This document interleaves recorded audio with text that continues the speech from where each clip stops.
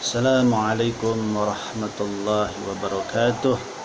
Jumpa kembali dengan Bapak ya untuk materi pembelajaran agama Islam ya. Kali ini kita akan membahas ya materi tentang tentang khutbah ya. Nah, judulnya adalah tentang menebarkan Islam dengan santun dan damai melalui khutbah, dakwah dan tabligh. Nah, sebelum mulai ke pembelajaran, seperti biasa kita akan membaca Al-Quran sesuai dengan tajwidnya, makhrajnya.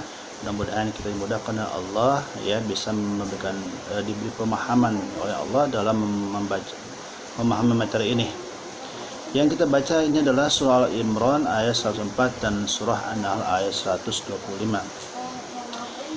أعوذ بالله من الشيطان الرجيم بسم الله الرحمن الرحيم ولتكن منكم أمة يدعون إلى الخير ويأمرون بالمعروف وينهون عن المنكر وأولئك هم المفلحون ادع إلى سبيل ربك بالحكمة والموعظة الحسنة وجادلهم بالتي هي أحسن إن ربك هو أعلم بمن ضل عن سبيله وهو أعلم بالمهتدين صدق الله العظيم.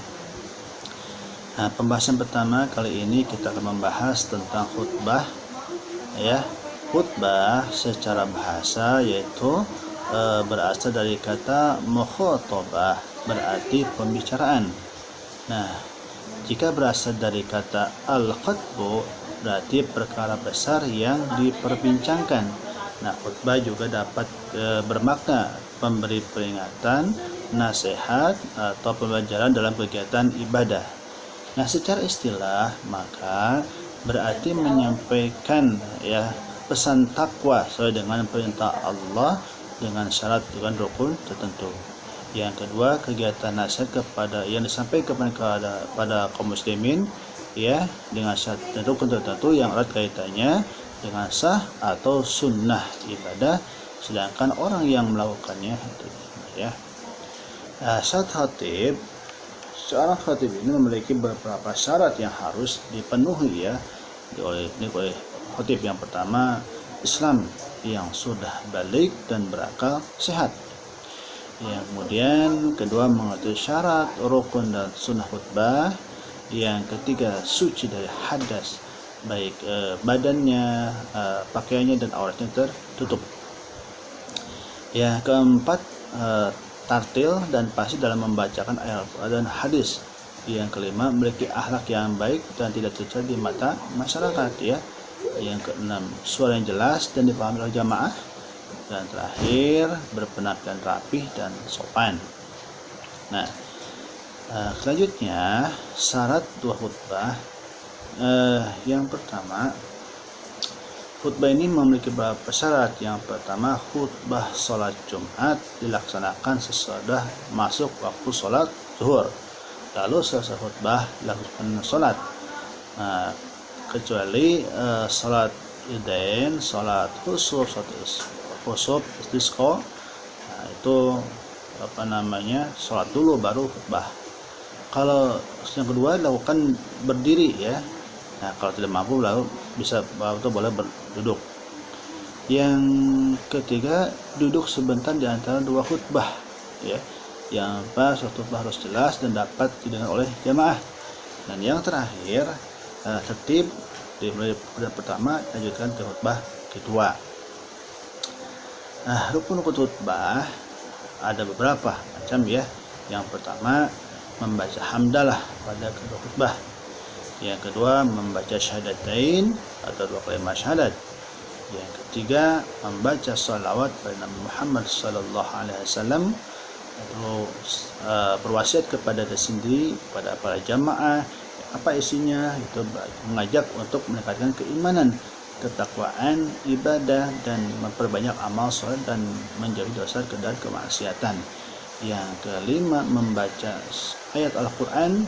Yang terakhir, berdoa pada khutbah kedua untuk memohon ampunan, kesejahteraan, keselamatan baik muslimin dan muslimat baik di dunia maupun di akhirat. Sunnah khutbah memiliki beberapa sunnah. Yang pertama, khatib memberi salam pada awal khutbah dan menghadap ke arah jamaah. Khutbah di tempat yang bertiga, ya dilakukan di mimbar, ya ada mimbarnya. Khutbah dengan kalimat jelas, sistematis, dan temanya sesuaikan dengan sesuatu aktual yang sedang terjadi saat ini, gitu ya. Terus khatib hendaknya memperpendek khutbahnya, sebaliknya sholatnya jumatnya yang diperpanjang.